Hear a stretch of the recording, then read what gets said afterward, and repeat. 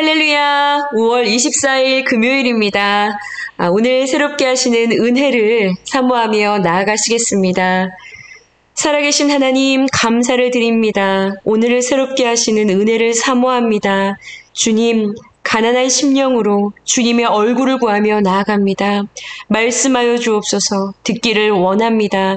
예수님의 이름으로 기도합니다. 아멘. 네, 여러분 오늘 본문 말씀은 잠언 12장 1절에서 14절까지 말씀입니다. 제12장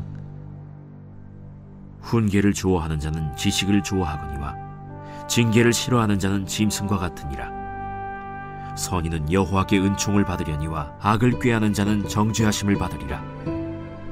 사람이 악으로서 굳게 서지 못하거니와 의인의 뿌리는 움직이지 아니하느니라. 어진 여인은 그 지아비의 면류관이나 욕을 끼치는 여인은 그 지아비의 뼈가 썩음 같게 하느니라. 의인의 생각은 정직하여도 악인의 도모는 속임이니라. 악인의 말은 사람을 엿보아 피를 흘리자 하는 것이거니와 정직한 자의 입은 사람을 구원하느니라. 악인은 엎드려져서 소멸되려니와 의인의 집은 서 있으리라. 사람은 그 지혜대로 칭찬을 받으려니와 마음이 굽은 자는 멸시를 받으리라. 비천히 여김을 받을지라도 종을 부리는 자는 스스로 높은 채하고도 음식이 핍절한 자보다 나으니라. 의인은 자기의 가축의 생명을 돌보나 악인의 긍휼은 잔인이니라. 자기의 토지를 경작하는 자는 먹을 것이 많거니와 방탕한 것을 따르는 자는 지혜가 없느니라. 악인은 불의의 이익을 탐하나 의인은 그 뿌리로 말미암아 결실하느니라. 악인은 입술의 허물로 말미암아 그물에 걸려도 의인은 환난에서 벗어나느니라. 사람은 입의 열매로 말미암아 복록에 족하며 그 손이 행하는 대로 자기가 받느니라. 아멘. 저희 성도분 중에 이사를 하신 분이 계셔서 신방 예배를 다녀왔습니다. 그런데 제가 아차 싶었어요. 어저께 큐티 방송에서 지난 부활절에 받았던 화분이 잘 자라고 새롭게 꽃이 피고 있다고 제가 막 자랑을 했는데요. 그 이사한 집에 가보니까 세상에 부활절날 받으신 그 화분의 식물이요. 너무나 잘 자라서 키가 쑥 커 있는 거예요. 뿐만 아니라 함께 예배드리기 위해 모이신 분들이 모두가 다 식물 키우기에 대가들이셨어요. 수박을 먹다가 씨를 뱉어서 올려두었는데요. 누군가에게는 버려지는 씨인데요. 한 성도분께서 이걸 심어볼까 하시는 거예요. 그러자 다른 성도분들이 이걸 어떻게 심냐고. 그러니 모여 계신 분들이 이 성도분이 수박씨를 심어서 열매가 맺혔다. 그래서 수박을 먹었다. 생각해보니 씨를 심었다 하면 그냥 쑥쑥 자라서 열매를 따 먹기까지 잘 키우시는 대가분들이 우리 너나들이 공동체 안에 많으시더라고요. 수박을 심어서 결실의 기쁨을 맛보셨던 우리 성도님은 현재 집에 천혜향 씨를 심어서요. 싹이 막 터서 올라오고 있다고. 네, 놀라운 이야기도 전해주셨어요. 대단하시죠? 오늘 말씀의 제목이요. 의인의 결실입니다. 결실. 씨앗이요. 참 기특하고 신기하죠. 그 안엔 셀 수 없는 생명이 담겨 있습니다. 심어지고 생명이 돋아나기 시작하면은요, 이것을 심은 자의 기쁨은 말할 수가 없이 크죠. 그러다가 결실하기만 한다면 그 기쁨이 엄청납니다. 그런데 우리 하나님도 마찬가지시겠죠. 하나님의 밭에 심어진 복음의 씨가 자라서 의인이라는 나무가 되고 의의 열매들을 맺고 결실이 풍성하다면 우리 하나님 앞에 얼마나 큰 기쁨이 될까요? 결실을 맺는 의인이 되기를 원하시죠? 풍성한 결실로 하나님의 기쁨이 되기를 원하시죠? 자, 그렇다면 어떻게 해야 할까요? 오늘 말씀 12절을 함께 읽어보겠습니다. 악인은 불의의 이익을 탐하나 의인은 그 뿌리로 말미암아 결실하느니라.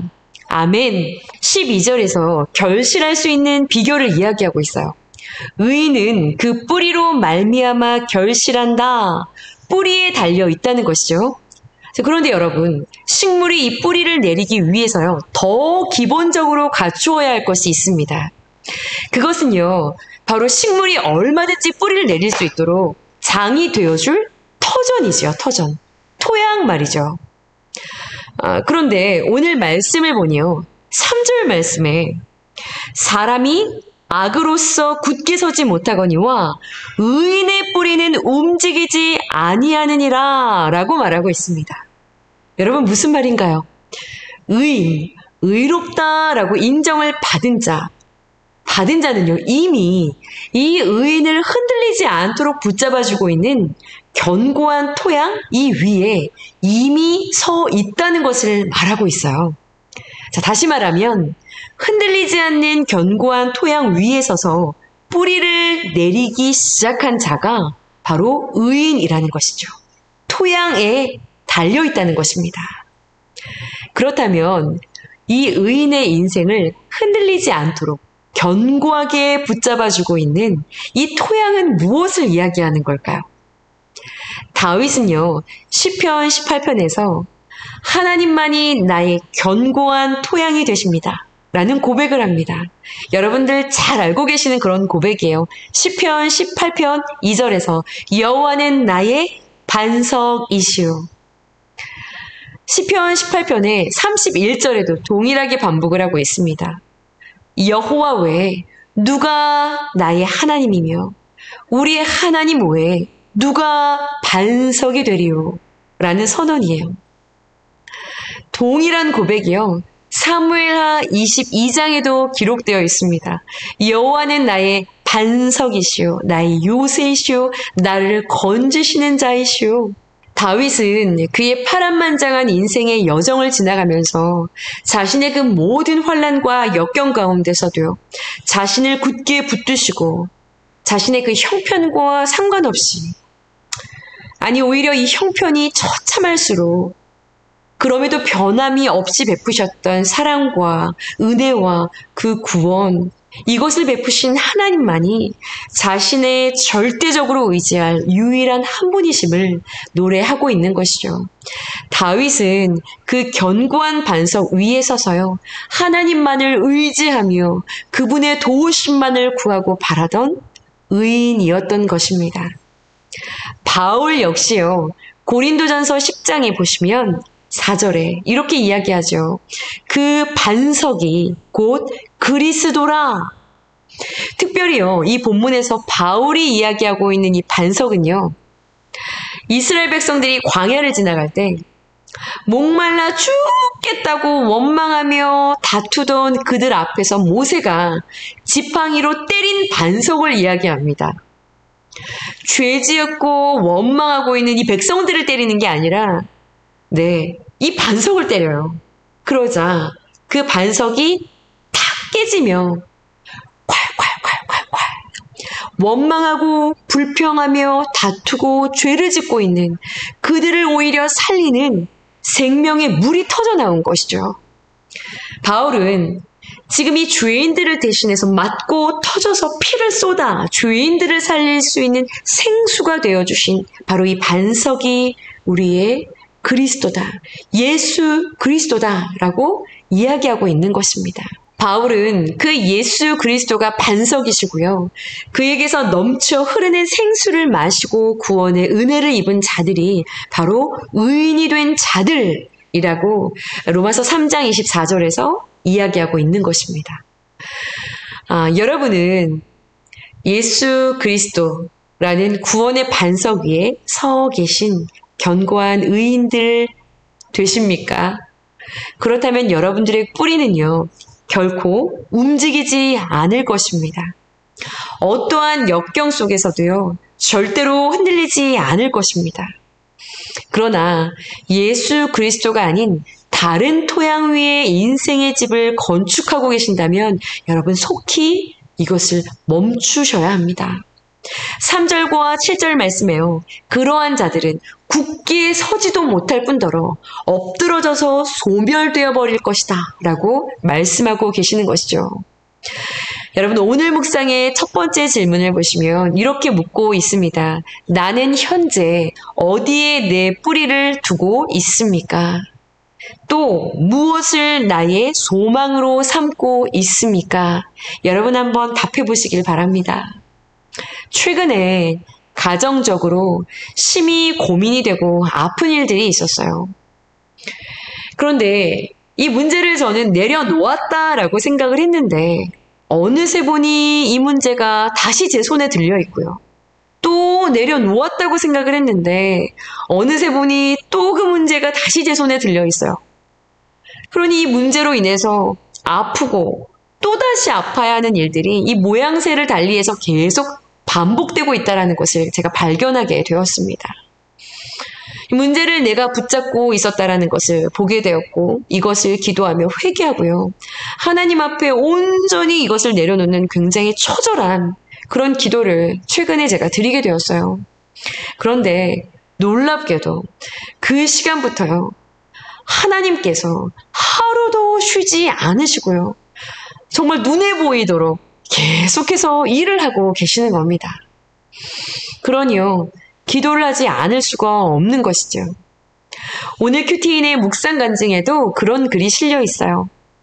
인정의 목이 말라서 인정을 받고 싶어서 누군가를 섬기고 가족을 섬기고 시댁 식구를 섬기고 남편을 섬기고 그런데 맺은 결실이 남편의 도박 또 본인의 깊은 우울감 이런 것들이었다는 것이죠.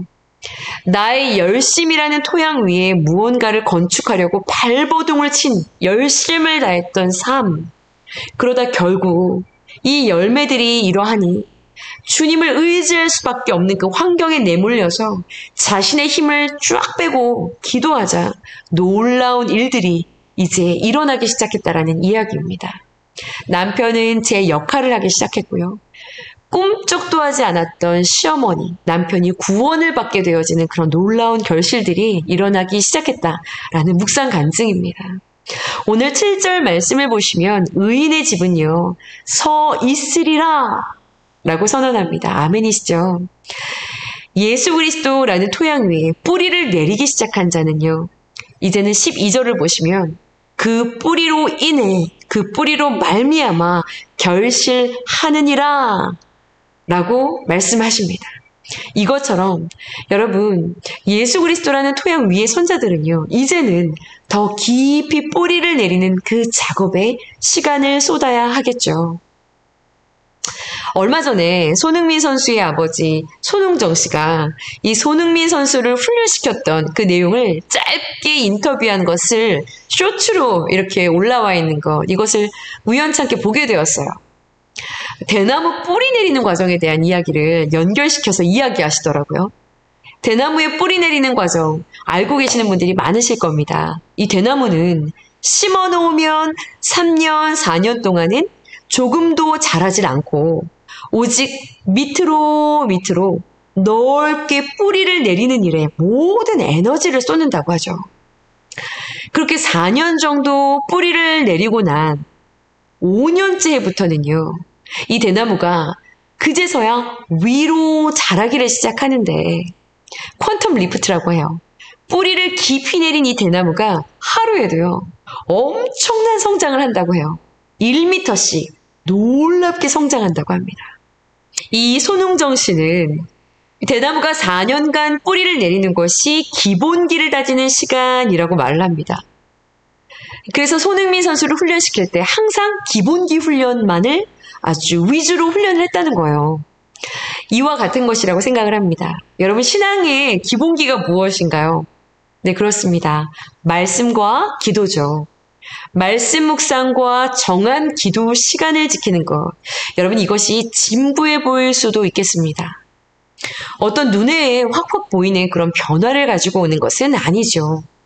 그러나 이 기본기를 지키며 날마다 하나님과 충만의 관계를 만들어가는 것이요. 곧 뿌리를 깊이 내리는 작업인 것입니다. 토마스 머턴이라는 목사님은 이런 이야기를 했어요.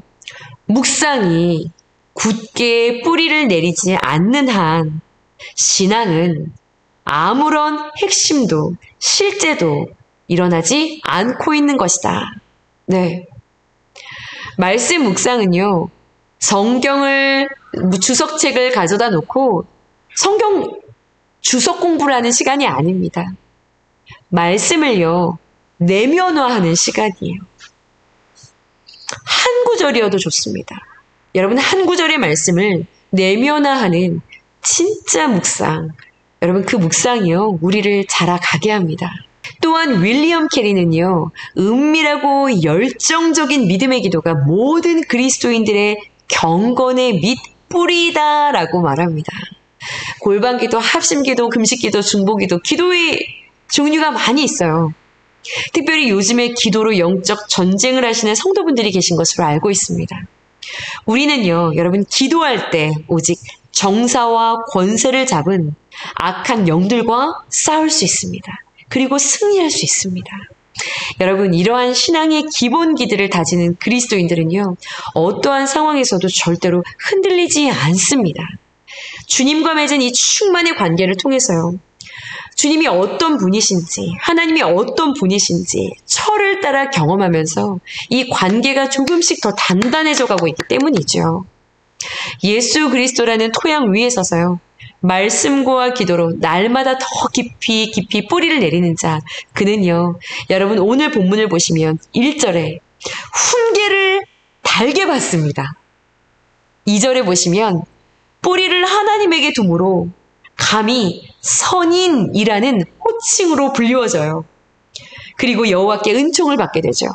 4절 말씀에 보시면 자기의 역할을 충실하게 잘 해내는 어진 사람이 되고요.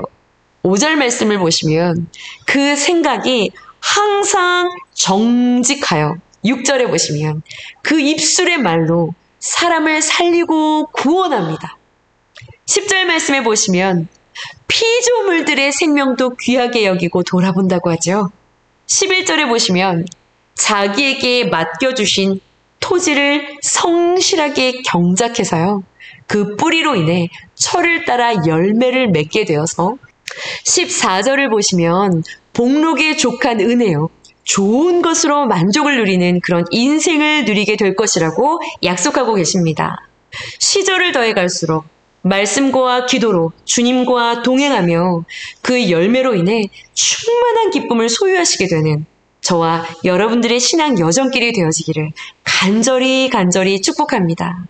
오늘 내가 무엇의 뿌리를 내리고 있는지 나의 토양을 점검하시고 말씀과 기도로 깊이 뿌리를 내리고 주님과 동행하시는 귀한 날 되시기를 간절히 소원합니다. 함께 기도하시겠습니다. 하나님, 우리 인생에 흔들리지 않는 견고한 토양이 되어주시니 감사를 드립니다.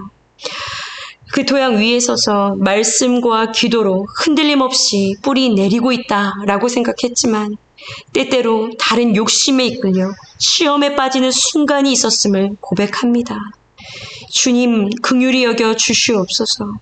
한 구절의 말씀이라도 내면 깊이 심어지고 눈물의 기도로 이 말씀이 나의 삶이 되어 푸른 의의 나무로 결실의 기쁨을 누릴 수 있는 우리 모든 너나들이 성도님들이 될 수 있도록 축복하여 주시옵소서. 감사드리며 예수님의 이름으로 기도드렸사옵나이다. 아멘.